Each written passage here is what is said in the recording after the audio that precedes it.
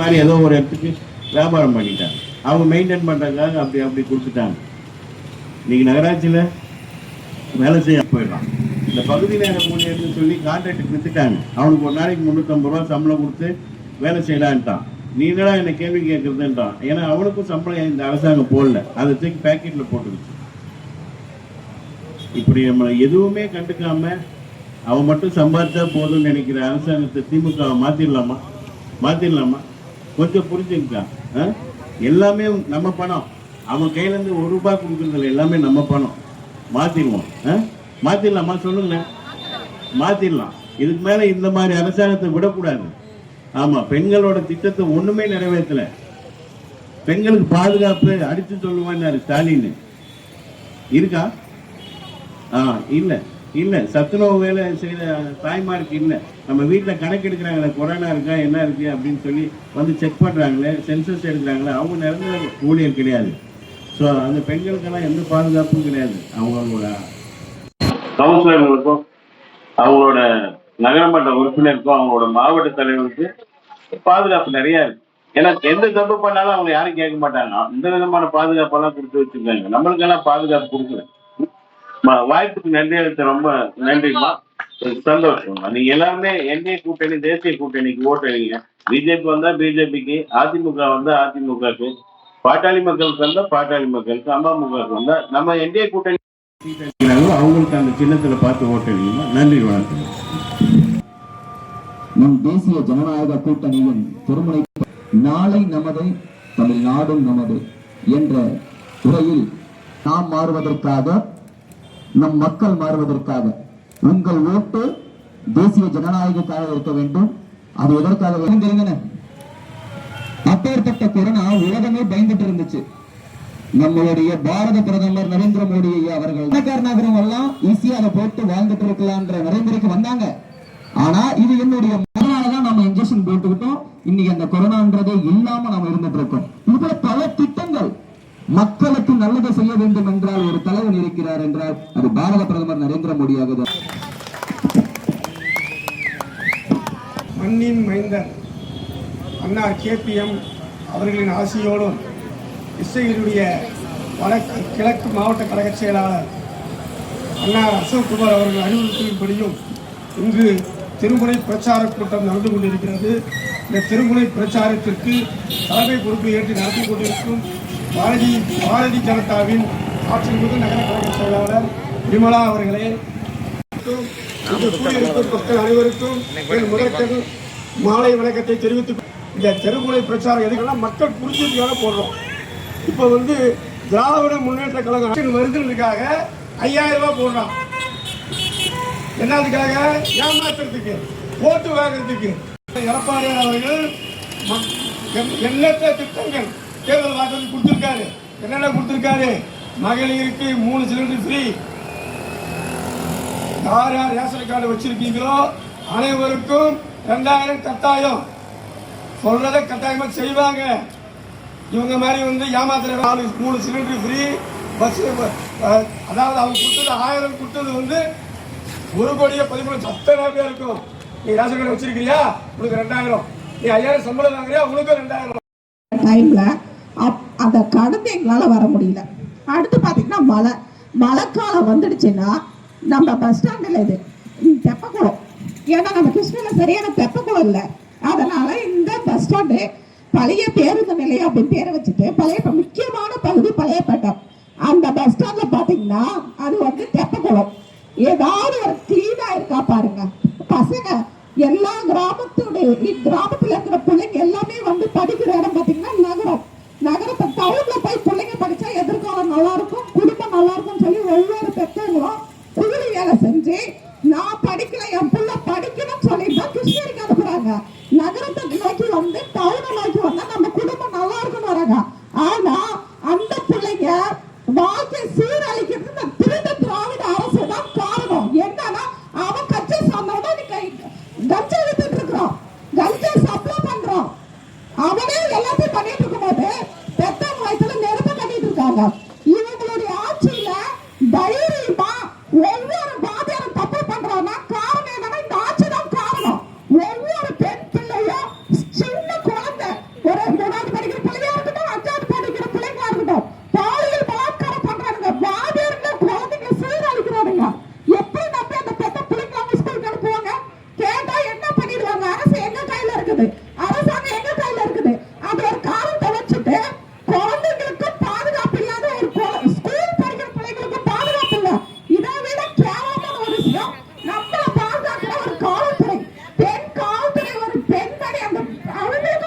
இல்ல, காவல்துறையில இருக்கிற பெண்களுக்கும் பாதுகாப்பு இல்ல. அப்ப எந்த இடத்துல நமக்கு பாதுகாப்பு இருக்குன்னு யோசிச்சு பாருங்க.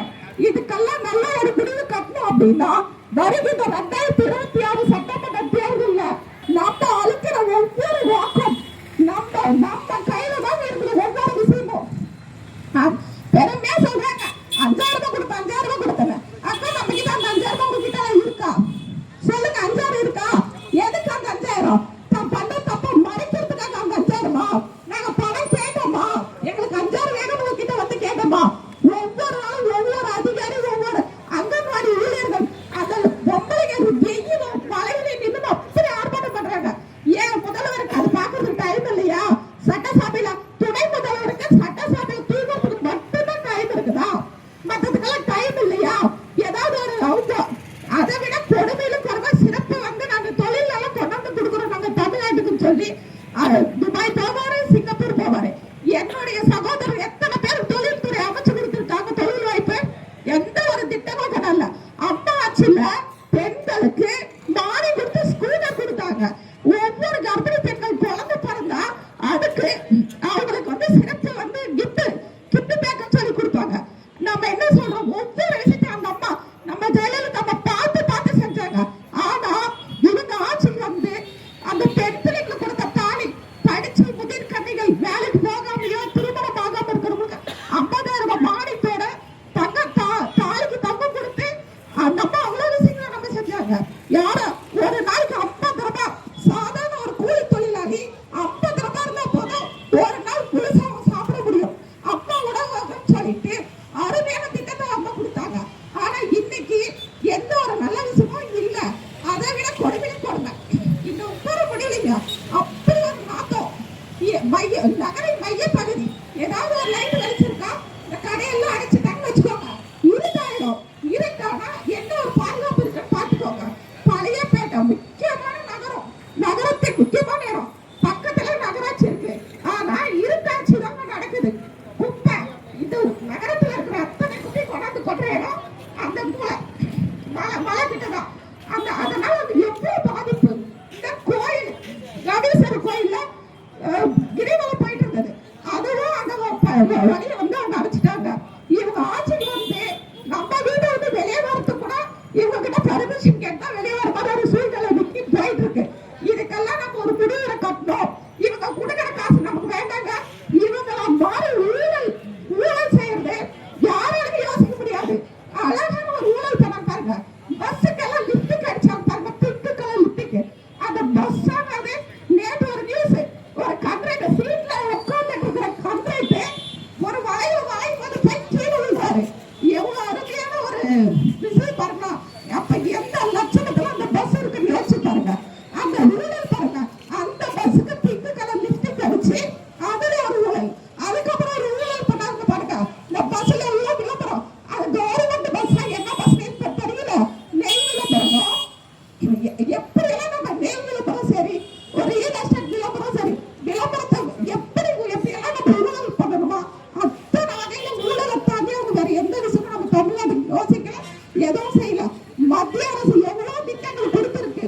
அந்த திட்டங்களுக்கு அந்த பணத்தை மட்டும் எடுத்து செய்யல அதை தாண்டி அவங்க இது வரைக்கும் எதுவுமே சொன்னதில்லை. இதுக்கெல்லாம் ஒரு முடிவை கட்டணும். நம்ம தமிழோட சிறந்து விளங்கணும்னா அந்த எடப்பாடி தலைமையில ஒரு நல்ல ஆட்சி 2026 அமையும் சொல்லிட்டு எனக்கு வாய்ப்பளித்த அனைவருக்கும் நன்றி. திரு கோவிந்தராஜன் அவர்களுக்கு நகர துணைத் தலைவர் அவர்கள் கைப்பற்றுமா? பாரதிய ஜனதா கட்சியின் நகர தலைவர்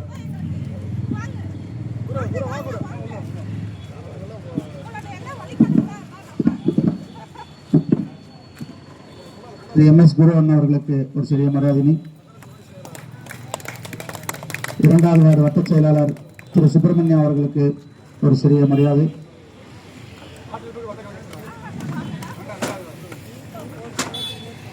வட்ட செயலாளர் திரு JJ செந்தில் அவர்களுக்கு ஒரு சிறிய மரியாதை.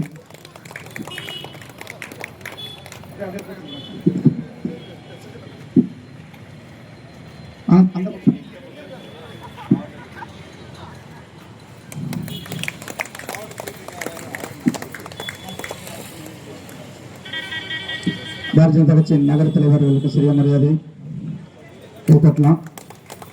கவுன்சிலர் மற்றும் நகர முன்னாள் தலைவர் திரு RS சங்கரன் அவர்களுக்கு ஒரு சிறிய மரியாதை. அனைத்து அண்ணா திராவிட முன்னேற்ற சார்பாக ஆட்சிமிகு நகர தலைவர் அவர்களுக்கு இந்த பொன்னாடி மாலை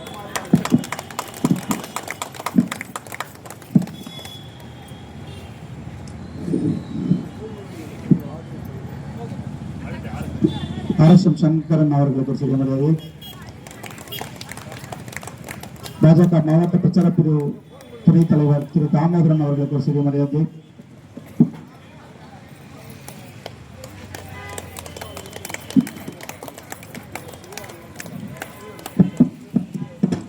தலைவர் திருமதி நிர்மலா அவர்களுக்கு ஒரு சிறிய மரியாதை.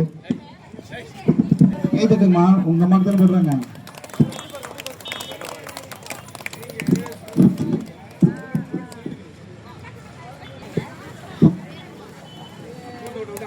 பாரதிய ஜனதா கட்சி நகர பொதுச் செயலாளர் திரு வடிவேலன் அவர்களுக்கு ஒரு சிறிய மரியாதை. கிருஷ்ணகிரி நகர பொதுச் செயலாளர் திரு மணிவண்ணன் அவர்களுக்கு ஒரு பொன்னாடை. நகர துணைத் தலைவர் திரு கோபால் அவர்களுக்கு ஒரு பொன்னாடை. துணைத் தலைவர் திரு மணிகண்டன் அவர்கள்,